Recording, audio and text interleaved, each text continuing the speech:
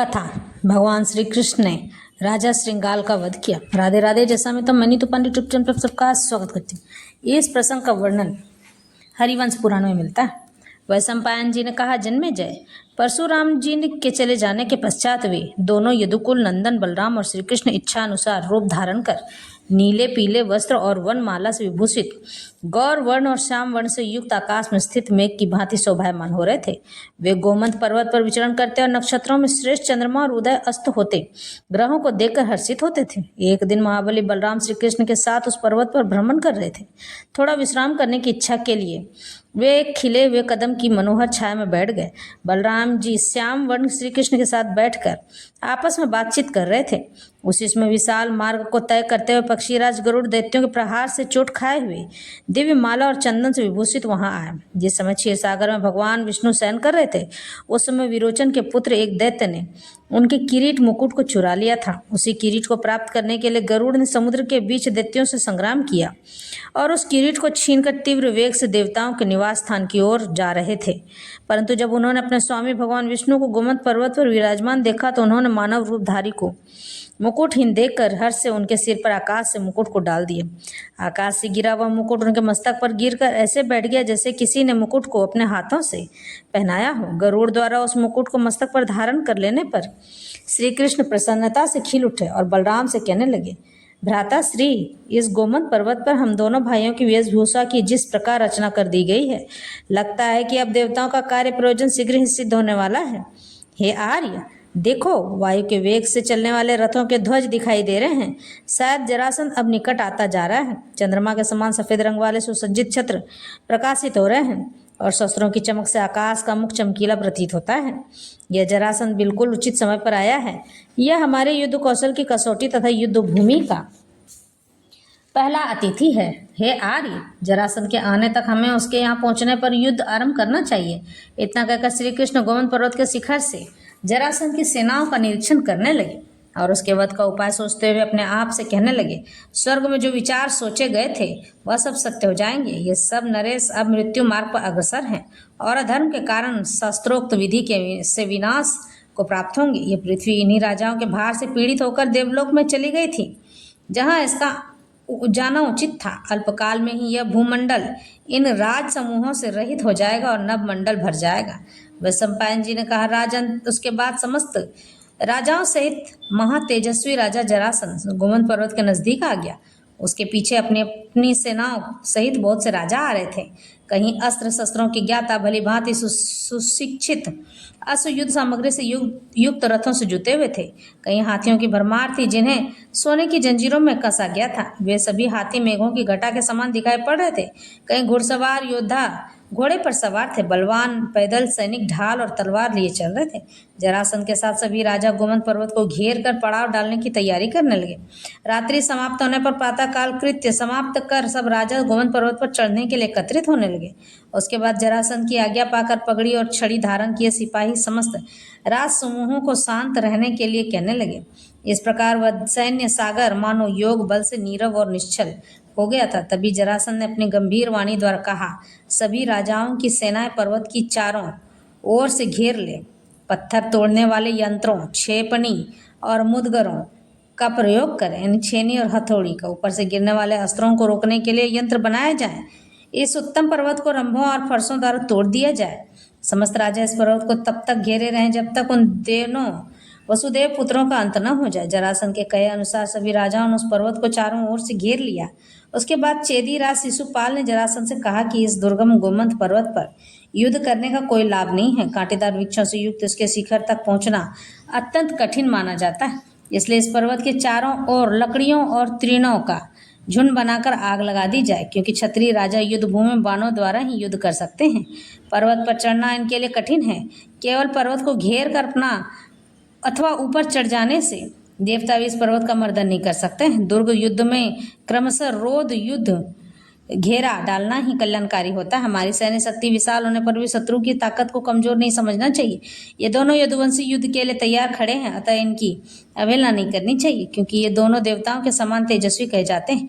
इनके बल के बारे में हमें कुछ ज्ञात नहीं है। इन दोनों वसुदेव कुमारों ने जगत में बड़े बड़े कार्य किए हैं, अतः इन सूखी लकड़ियों, घास फूस आदि से पर्वत को घेर कर आग लगा देनी चाहिए, जिससे अचेत होकर यह भस्म हो जाएंगे। यदि आग से जलते हुए हमारे समीप से निकलेंगे तो हम सब इन दोनों को मार गिराएंगे। इस प्रकार इन दोनों को अपने जीवन से हाथ धोना पड़ेगा। चेदी राज शिशुपाल की यह बात सुनकर सभी राजा एकमत हो गए। फिर उन्होंने सूखी लकड़ी, घास फूस, तिनके और काठ कबाड़ एकत्र करके उनमें आग लगा दी। आग की ज्वालाओं से घिरा हुआ गोमंत पर्वत सूर्य की किरणों से ढके हुए मेघ की भांति प्रतीत होने लगा। वह श्रेष्ठ गोमंत पर्वत जब महान वृक्षों के साथ जलकर नष्ट होने लगा, तब बलराम ने केसी और मधु नामक दैत्यों का संहार करने वाले साक्षात विष्णु स्वरूप कोमलनयन श्री कृष्ण से रोष पूर्वक कहा, हे तात श्री कृष्ण, हम लोगों के से द्वेष के कारण ये राजा छोटे बड़े शिखरों और वृक्षों सहित इस गोमंत पर्वत को जला रहे हैं, और आग से तपे और धुएं से भरे जंगलों के निकट ये उत्तम हाथी करुण क्रंदन कर रहे हैं, रो रहे हैं। यदि हम दोनों के कारण यह गोमंत पर्वत जला दिया जाएगा तो संसार में हम अपयश के भागी हो जाएंगे, यानी अपमान के भागी हो जाएंगे। इसलिए गोमंत पर्वत के ऋण से मुक्त होने के लिए हमें अपनी भुजाओं द्वारा इन क्षत्रियों का वध करना होगा। ये सब राजा पर्वत को जलाकर युद्ध करने का बहाना ढूंढ रहे हैं। इतना कहकर वे दोनों श्री कृष्ण और बलराम उस पर्वत शिखर से कूद पड़े। कादम्बरी मद से मस्त बलराम नील वस्त्र धारण किए शरतकालीन चंद्रमा की भांति प्रकाशित होते हुए उन राजाओं के बीच में कूद पड़े। इनके पश्चात साम वर्ण श्री कृष्ण श्री गोमंत पर्वत से नीचे कूदने लगे। नीचे कूदते समय श्री हरि ने अपने दोनों पैरों से उस श्रेष्ठ पर्वत को दबाया। पैरों से दबते ही वह पर्वत जलमग्न हो गया और उसका एक एक पत्थर जल के भीतर मद की बूंदें टपकाने वाली हाथी के समान जल का स्रोत बहाने लगा। उस जल से सारी आग तत्काल बुझ गई। उस समय वे पीताम्बरधारी श्री कृष्ण सिंह के समान भयंकर गर्जना कर रहे थे। वक्षस्थल श्री वत्स चिन्ह से युक्त और मस्तक दिव्य किरीट से शोभायमान हो रहा था। पर्वत से बहते हुए जल स्रोतों को देखकर राजाओं के मन में भय व्याप्त होने लगा। वह सम्पायन जिनका जन्मेजय वसुदेव के उन दोनों पुत्रों को पर्वत से कूदते देखकर उन राजाओं की सारी सेना में हलचल मच गई। क्रोध से भरे हुए दोनों यदुवंशी अपनी दोनों भुजाओं से अस्त्रों का काम लेते हुए उस विशाल सेना के बीच विचरने लगे। समर भूमि विचरते हुए उन दोनों के मन में अपने पुराने अस्त्रों को ग्रहण करने का विचार उत्पन्न हुआ। विचार करते ही क्षण मात्र में सहस्त्रों राजाओं के बीच उन दोनों तेजस्वी भाइयों के हाथ में आकाश से वे ही अस्त्र शस्त्र आ गए थे जो मथुरा के युद्ध में उन्हें प्राप्त हुए थे। ये वो अस्त्र थे जिन्हें ये दोनों भाई मथुरा के पश्चात मथुरा में आकाश में फेंक कर आए थे। यह अस्त्र प्रज्वलित अग्नि के समान तेजस्वी, दीप्तिमान तथा शत्रुओं को चाट जाने वाले थे। उनके पीछे पीछे आकाश से मांस भक्षी भूत प्रेत भी आने लगे।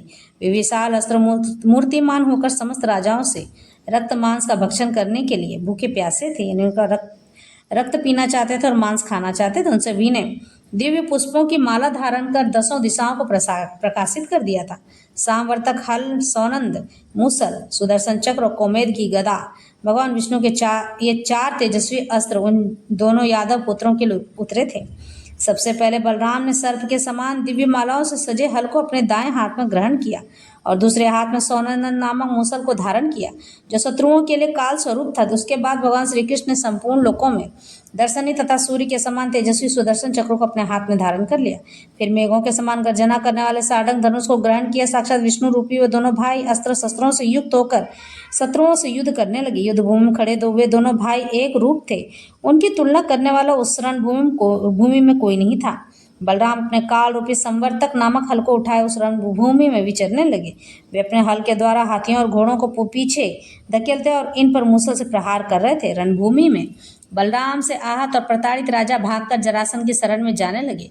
तब क्षत्रिय धर्म से युक्त राजा जरासंध ने उनसे कहा, रणभूमि में आकर तुम जैसे कायर राजाओं को धिक्कार। क्षत्रिय कभी पीठ दिखाकर रणभूमि से भागते नहीं हैं। यह ग्वाला बलहीन पैदल होकर पृथ्वी पर अकेला खड़ा है। इससे भयभीत होकर तुम क्यों भाग रहे हो?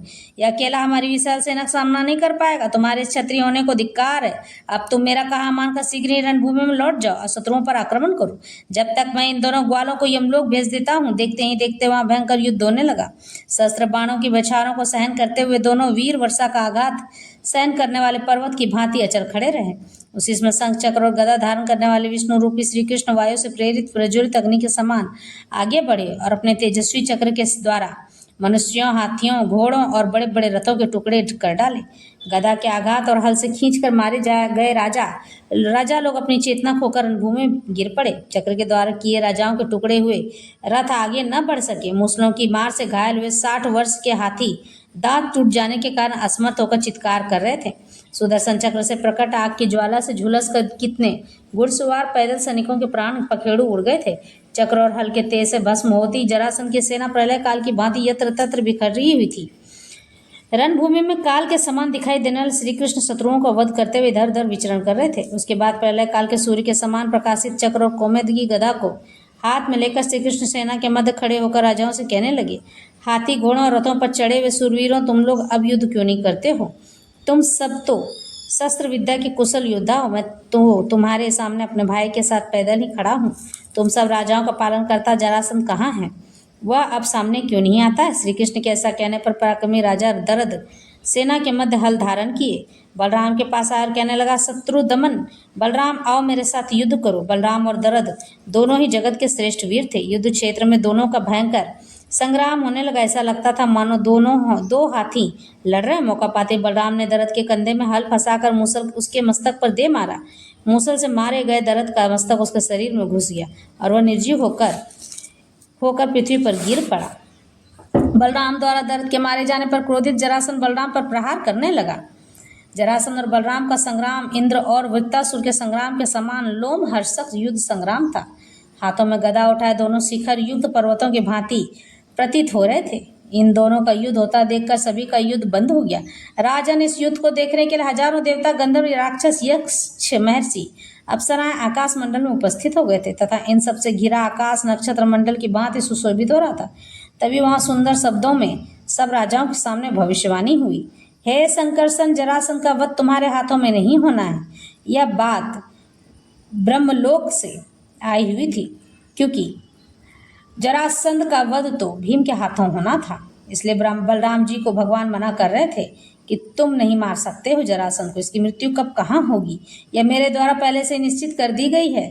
अब तुम इस युद्ध से विश्राम ले लो। यह आकाशवाणी सुनकर जरासंध खिन्न हो गया। बलराम ने अपनी गदा के प्रहार को रोक दिया। जब राजा जरासंध पराजित होकर पलायन करने लगा तब तक उसकी सारी सेना मारी जा चुकी थी। जब वहां से मुख्य रथी चले गए तब चेदी राज दम घोष यादवों के साथ अपने संबंध सुधारने का प्रयत्न करने के लिए उनके समीप आए और कहने लगे, हे यदुनंदन, मैं तुम्हारे पिता की बहन बुआ का पति हूँ। इस प्रकार तुम मेरे अपने संबंधी हो, अतः मैं करुष सेना तथा चेदी सेना के साथ आपके समक्ष उपस्थित हुआ हूँ। मैंने उस अल्प बुद्धि वाले जरासंध से कहा था कि वह तुम्हारे साथ युद्ध न करे, परंतु उसने मेरी बात नहीं मानी, अपितु मेरा अपमान किया, इसलिए मैंने उसे त्याग दिया है और अब पराजित होकर यहाँ से भागा जा रहा है। परंतु यह जरासंध यहाँ से अब इस वैर भाव को छोड़कर नहीं भागा है। यह पुनः अपने पाप पूर्ण कृत्यों से तुम्हारे साथ युद्ध करेगा। इसलिए अब तुम इस भूमि को तुरंत छोड़ दो। इसलिए श्री कृष्ण, अब हम इस सैनिकों को सहित करवीरपुर चलेंगे। वहाँ श्रृंगाल नाम से विख्यात राजा वासुदेव रहते हैं। मैंने 2 श्रेष्ठतम रथों में शीघ्रगामी घोड़े जोतकर उन्हें तैयार कर लिया है। इसलिए आप बलराम सहित इन रथों पर चढ़कर आरूढ़ होकर चलिए। वे सम्पायन जी ने कहा, राजन, हम 2 घोष के ये वचन सुनकर श्री कृष्ण प्रसन्न होकर बलराम के साथ उस रथ पर सवार हो गए और दम घोष से कहने लगे, चेदीराज, तुमने देश और उचित समय को जानकर अपने वचन पूर्व ही जल से युद्ध से संतप्त हम दोनों भाइयों को शीतल कर बंधुत्व का प्रमाण दिया। आप जैसे मधुर वचन बोलने वाले इस संसार में कठिन ही होते हैं। आपके दर्शन से आज स्वयं को सनाथ मानते हैं जो अनाथ ना हो। आप जैसे बंधुओं को होते हुए हमारे लिए कुछ भी प्राप्त करना कठिन नहीं है। आपका साथ लेकर हम जरासंध और उसके समान दूसरे राजाओं को मौत के घाट उतार देने में सक्षम हो गए हैं। हे चेदी व प्रवर, समस्त राजाओं में आप यदुवंशियों के प्रथम बंधु हैं। अब आपको यहाँ बहुत से ऐसे संग्राम देखने को मिलेंगे। युद्ध ही जिनका धर्म और जीविका है वो राजा इस लोक में जीवित रहेंगे। वे आज के इस चक्र और मूसल युद्ध की सदैव चर्चा करेंगे। पर्वतों में श्रेष्ठ गोमंत के समीप हमारे द्वारा जिन राजाओं की पराजय हुई है, इसको श्रवण स्मरण करने मात्र से ही मनुष्य स्वर्गलोक को प्राप्त करेंगे। इसलिए हे चेदीराज, अब अपने और लोक कल्याण हेतु हम उस उत्तम करवीर पुर को प्रस्थान करते हैं। तदंतर वे दोनों, उसके बाद वे तीनों मूर्तिमान शीघ्रगामी रथों द्वारा करवीरपुर के मार्ग पर चल दिए। वे तीनों देवोपम वीर मार्ग में 3 रात्रि निवास करते हुए करवीरपुर नगर जा पहुंचे और एक उत्तम स्थान देखकर डेरा डाल दिया। इस तरह से भगवान श्री कृष्ण ने जरासंध को मार भगाया। वैशंपायन जी कहने लगे, हे जन्मेजय, श्री कृष्ण बलराम और चेदी राज के आने की सूचना पाकर पुरी पर आक्रमण होने की संभावना लिए राजा श्रृंगाल अपने नगर से बाहर निकला। वह एक श्रेष्ठ रथ पर अपने समस्त अस्त्र शस्त्र, अक्षय सैकों और तूनीरों को रखकर बलराम और श्री कृष्ण के डेरे की तरफ जाने लगा। मंदराचल के आकार की भांति वह रथ समुद्र की गंभीर गर्जना के समान घर घराहट करता हुआ चल रहा था। हरे रंग के शीघ्रगामी घोड़े से जुते हुए उसी श्रेष्ठ रथ पर आरूढ़ होकर श्रृंगाल श्री कृष्ण पर ऐसे टूट पड़ा जैसे पतंगा आग पर टूट पड़ता है। श्वेत पगड़ी, चादर, कवच, धनुष बाण और स्वर्ण माला से विभूषित उसके नेत्र अग्नि के समान ज्वलित हो रहे थे। वह बार बार अपने धनुष को हिलाता, उसकी प्रत्यंचा खींचता और क्रोध रूपी सांसें छोड़ता दिखाई दे रहा था। लोकपालों के समान विशालकाय राजा श्रृंगाल को अपने ऊपर आक्रमण करते देख श्री कृष्ण जरा भी विचलित नहीं हुए, अपितु उसका सामना करने के लिए युद्ध स्थान पर आकर खड़े हो गए। देखते ही देखते उन दोनों में घमासान युद्ध छिड़ गया और दोनों दो मदमस्त हाथियों की भांति एक दूसरे पर वार करने लगे। तभी मोह के वशीभूत घमंड में भरकर वह तेजस्वी श्रृंगाल श्री कृष्ण से कहने लगा, श्री कृष्ण, तुमने जो गोमंत पर्वत पर अनायास ही मूर्ख और दुर्बल राजाओं की सेना में जो भी युद्ध करने की कोशिशें की हैं, उनका मुझे भली भांति ज्ञान है और उनकी पराजय के विषय में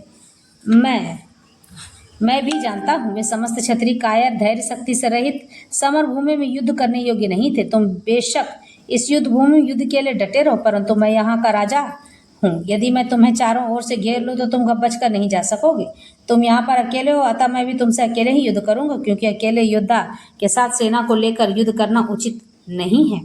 इस तरह से इस रणभूमि में तुम या मैं दोनों में से एक योद्धा धर्म युद्ध के द्वारा मृत्यु को प्राप्त होगा। तुम्हारे मारे जाने पर संसार में मैं अकेला वासुदेव रहूंगा, अथवा मेरे मारे जाने पर तुम अकेले वासुदेव रहोगे। श्रृंगाल के यह वचन सुनकर श्री कृष्ण ने श्रृंगाल से कहा, पहले तुम प्रहार करो। और यह कहकर उन्होंने अपना सुदर्शन चक्र हाथ में उठा लिया। फिर तो उस घमंडी और क्रोधित श्रृंगाल ने श्री कृष्ण के ऊपर बाण समूहों की वर्षा आरंभ कर दी तथा उसके जितने भी मूसल आदि अस्त्र शस्त्र थे उनका प्रयोग करने लगा। उन अस्त्रों से आहत होकर श्री कृष्ण पर्वत की भांति अचल खड़े रहे। जब श्रृंगाल अपने सारे अस्त्र शस्त्रों का प्रयोग कर चुका था, तब किंचित मात्र रोष से भरे श्री कृष्ण श्रृंगाल की छाती पर सुदर्शन चक्र चलाया। वह श्रृंगाल घमंड में भरा अपने रथ पर बैठा रहा, उस स्थान से हिला तक नहीं। वह सुदर्शन चक्र श्रृंगाल पर प्रहार कर वापस श्री कृष्ण के हाथों में शोभायमान होने लगा। चक्र के प्रहार से श्रृंगाल की छाती फट गई थी और खून की धारा बहते हुए वह प्राण शून्य होकर पृथ्वी पर गिर पड़ा था। वज्रपात से धराशायी हुए पर्वत की भांति राजा श्रृंगाल को भूमि पर गिरा देख उसके सारे सैनिक भाग खड़े हुए। अपने राजा के मारे जाने की खबर से शोक संतप्त नगर के लोग श्रृंगाल को देखकर रोने लगे। यह देखकर श्री कृष्ण ने उनको अभयदान देते हुए कहा, डरो मत सैनिकों, इस पापी राजा श्रृंगाल के अपराध के कारण मैं तुम निरपराध मनुष्यों का वध नहीं करूंगा। यह वरोचित व्रत के खिलाफ है। मैं सैनिक अत्यंत दीन भाव से रोते हुए श्रृंगाल के शव को देख रहे थे। समस्त मंत्री प्रजा अश्रुपात करते हुए विलाप कर रहे थे। प्रजा समूह मंत्रियों के करुण क्रंदन को सुनकर अंतःपुर की रानियां पुत्रों को साथ लेकर वहां आ गई और श्रृंगाल का शव देखकर करुण विलाप करने लगी। राजा श्रृंगाल की महारानी का नाम पद्मावती था।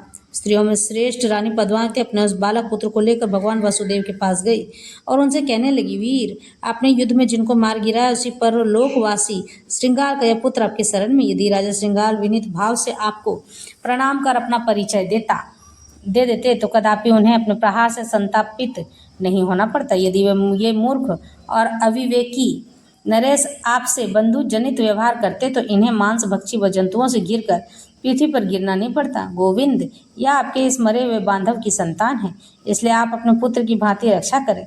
रानी के यह वचन सुनकर तब उन कमल नयन भगवान श्री कृष्ण ने कहा, राजरानी, मेरा सारा क्रोध इस दुरात्मा श्रृंगाल के परलोक सिधारने के साथ ही समाप्त हो गया। इस समय मैं अपने स्वाभाविक वेश में आपके सामने खड़ा हूँ। मैं आपका वही भाई बंधु हूँ। आपके वचनों को सुनकर मेरा सारा रोष शांत हो गया है। राजा श्रृंगाल का यह पुत्र मेरे लिए भी पुत्र समान है। मैं इसको अभय दान देकर सुखपूर्वक इसका राज्याभिषेक भी कर दूंगा। आप अपने पुरोहित, मंत्रीगण तथा समस्त प्रकृतियों को यहाँ बुलवाइए, जिससे आपके इस पुत्र का अपने पैतृक राज्य पर अभिषेक कर दिया जाए। तत्पश्चात सारी प्रकृतियाँ, मंत्रीगण, प्रजा और पुरोहित राजकुमार शुक्रदेव का यह कथा संपन्न हुई। लेकिन भगवान श्री कृष्ण इस कथा में समझाना चाहते हैं कि क्षत्रिय का काम होता है युद्ध करना और युद्ध करके जीवन में आगे बढ़ना। जीवन में सुख और दुख तो लगा ही रहता है। कोई ऐसा मनुष्य नहीं बचा है जिसके जीवन में सुख और दुख की संतप्ति ना हो, यानी उसके जीवन में सुख और दुख का आधार ना हो। जब तक मनुष्य को दुख नहीं प्राप्त होता है तब तक वह सुख की पूर्ण अनुभूति नहीं कर सकता, यानी सुख को समझ नहीं सकता है। दुख इसलिए मिलता है कि आप ज्ञान प्राप्त कर सके, लेकिन दुख के बाद जब मनुष्य को सुख मिलता है या फिर धन की अभाव के कारण मनुष्य को जब धन प्राप्त होता है तब उसकी प्रसन्नता उसके चेहरे से दिखाई देती है। भगवान श्री कृष्ण यही बात समझाना चाहते हैं कि मैं किसी के जीवन में किसी भी प्रकार का दुख या गरीबी लेकर आता हूँ तो मैं उसके भले के लिए लेकर आता हूँ। कभी भी किसी भी मनुष्य को इस प्रकार से नहीं सोचना चाहिए कि मैं उसका बुरा करना चाहता हूँ, मैं तुम्हारा बुरा क्यों करूँगा, तुम तो मेरे सब के सब मेरे ही शरीर से मेरी ही ऊर्जा से उत्पन्न हुए सभी प्राणी हो। भगवान श्री कृष्ण इस बात को समझाते हैं कि देखो, जानो, समझो और किसी भी प्रकार से संसार में रहकर सांसारिक भोगी मत बनो। अपने काम इंद्रियों को अपनी इच्छाओं पर वश रखो, क्योंकि इच्छाएं कभी पूरी नहीं की जा सकती। भगवान श्री कृष्ण कहते हैं इच्छाओं पर अंकुश लगाना ही मन पर प्रतिबंध लगाना है, यानी कि मन को वश में करना है। जो लोग अपने मन को वश में करना चाहता है उसे सबसे पहले अपनी इच्छाओं को दबाना होगा, अपनी इच्छाओं को समेट कर रखना होगा। जो मनुष्य अपनी इच्छा को दबा लेता है, अपनी इच्छा को समेट कर रख लेता है, वह मनुष्य किसी भी प्रकार से मेरी ओर अग्रसर होता है। उसे मेरी ओर आने के लिए अपनी इच्छा को शांत करना होगा, और यही कारण है कि मनुष्य अपने मन को भी बांध सकता है। जो लोग अपनी इच्छाओं को नहीं बांध सकते हैं वो लोग अपने मन को भी नहीं बांध सकते, यानी उनका मन शांत नहीं हो सकता है किसी भी प्रकार से।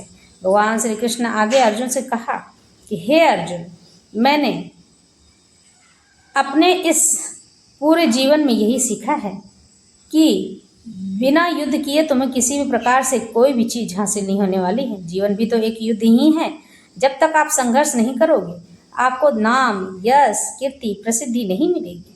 कभी भोजन के लिए आपको युद्ध करना होता है, यानी कि लड़ना होता है। लड़ने का मतलब है कि जब तक आप भोजन पकाओगे नहीं तब तक खाओगे नहीं, यानी इसके लिए सारी मेहनत करनी पड़ती है। बिना मेहनत किए आप आगे नहीं बढ़ सकते हैं। भगवान यही समझाते हैं कि जो मनुष्य अपने जीवन में अनुशासन से, नियम से बंधा होता है उसका जीवन कभी भी असफलता की ओर अग्रसर नहीं होता है, और जो लोग नियम और अनुशासन को त्याग देते हैं वो जीवन में कभी सफल भी नहीं हो सकता है। भगवान श्री कृष्ण ने कहा कि जो अपने जीवन को सफल बनाना चाहता है उसे ब्रह्म मुहूर्त में उठना चाहिए, और ब्रह्म मुहूर्त में उठकर अपने नित्य क्रिया को करना चाहिए। जिसे ध्यान करने की इच्छा है वो ध्यान करे, जिसे योग करने की इच्छा है वो योग करे, और जिसे अपने घर के काम काज संभालने की इच्छा है काम काज संभाले। लेकिन इन सब के बावजूद, इन सब के बीच में वो मेरा स्मरण करता रहे, नित्य स्मरण करता। जो व्यक्ति मेरा नित्य स्मरण करता रहता है वह मेरी ओर अग्रसर होता है, और मेरी ओर आने वाला व्यक्ति किसी भी प्रकार से दोषी नहीं हो सकता है, किसी भी प्रकार से उसका कोई बुरा नहीं कर सकता है। जो उसका बुरा करेगा उसके लिए मैं तत्पर रहता हूँ, उसे सबक सिखाने के लिए, उससे बांध कर रखने के लिए। मेरा भक्त किसी भी प्रकार से केवल और केवल मेरा होता है। मैं सदा सर्वदा उसकी रक्षा करता हूँ। जीवन में किसी भी मनुष्य को किसी भी प्रकार से निराश या हताश होने की आवश्यकता नहीं है, क्योंकि मैं हर पल उसके साथ हूँ। जो लोग मुझे अपने मन में, चिंतन में याद करता रहेगा उसके लिए मैं सदा सर्वदा तत्पर रहता हूँ। इस तरह से भगवान श्री कृष्ण ने अर्जुन को बार बार समझाया, और मैं इस तरह से हमेशा ही युद्ध करते हुए आया हूँ। जब मनुष्य अपने जीवन में किसी भी अहंकार को पाल लेता है तो विनाश ही उसकी पहली नीति होती है। मनुष्य को कभी यह बात नहीं बोलना चाहिए कि उसने कोई कार्य नहीं किया है। जो कार्य होता है सब मेरी ही मर्जी से होता है, और मेरी मर्जी से एक पत्ता तक नहीं हिलता है। कोई भी मनुष्य मेरी मर्जी के बिना कोई कार्य कैसे कर सकता है?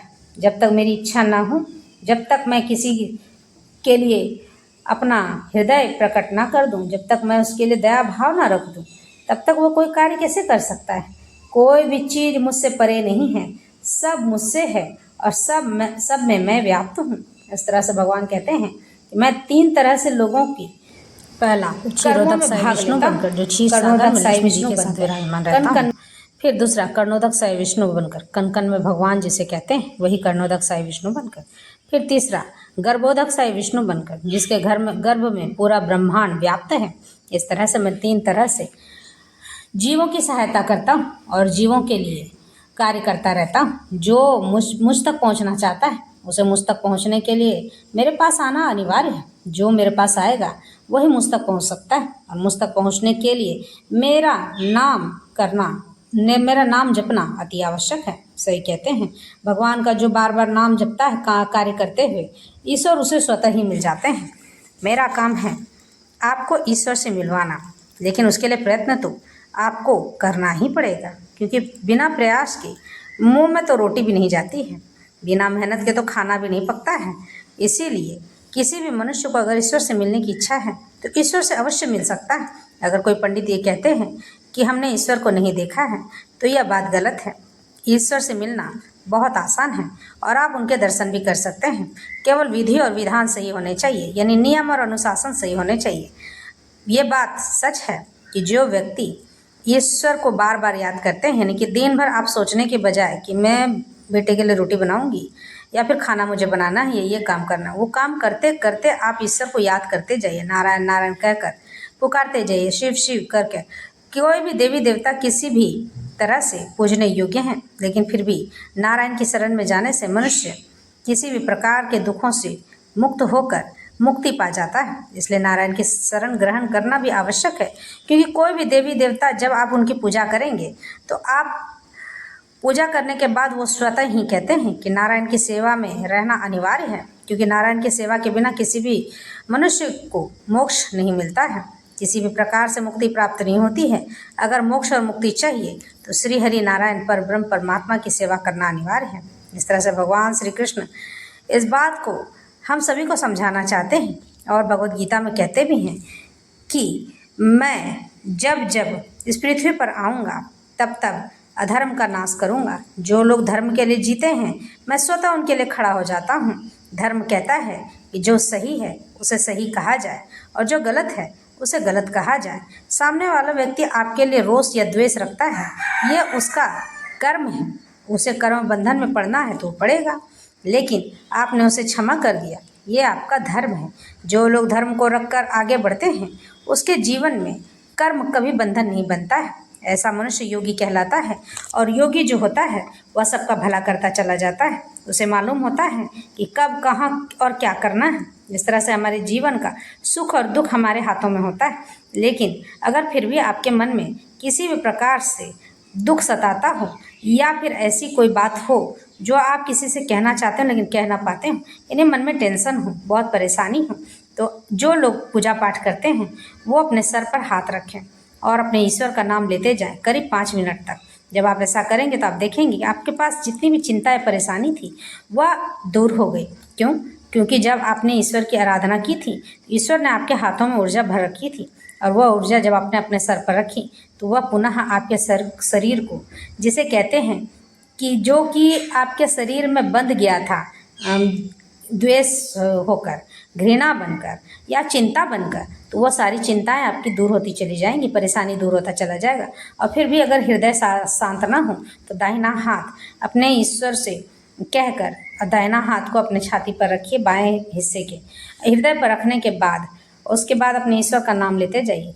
यह काम भी 5 मिनट तक करना है। जब आप ऐसा करते हैं तो स्वतः ही आपकी सारी चिंता, परेशानी, द्वेष, घृणा, अहंकार सब कुछ दूर हो जाएगा और आप समझ जाएंगे कि ईश्वर हमेशा हमारे साथ रहते हैं।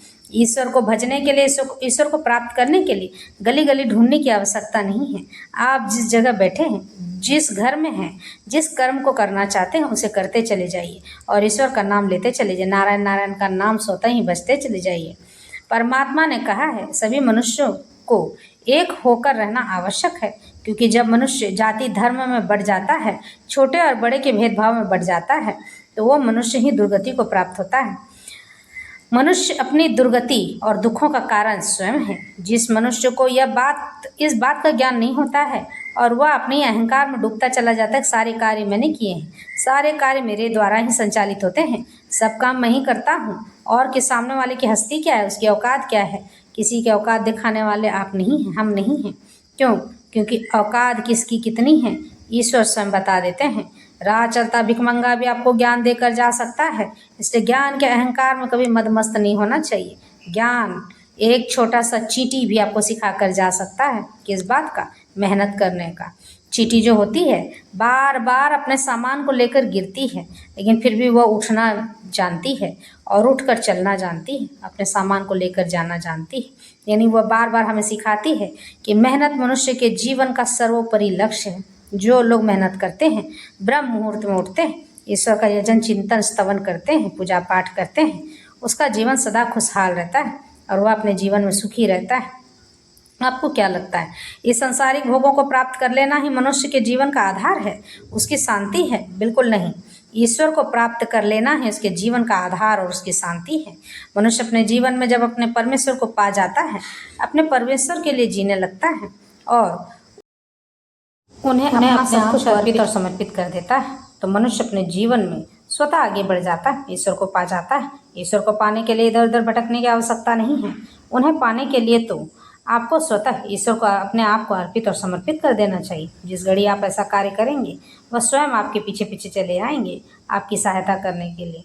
आपको पता भी नहीं चलेगा कि आप कितने दुखों से टूटे हुए थे और अपने आप को किस तरह से आपने बचाया है। कोई व्यक्ति जब जा रहा होता है सड़क दुर्घटना में, वह बच जाता है, ये ईश्वर की कृपा ही होती है, जो कि वो बचकर आ चुका होता है। ईश्वर के प्रति आस्था रखने वाला व्यक्ति कभी भी निराश नहीं हो सकता है। ईश्वर उसे कभी निराश नहीं करते हैं। यह कथा और व्यथा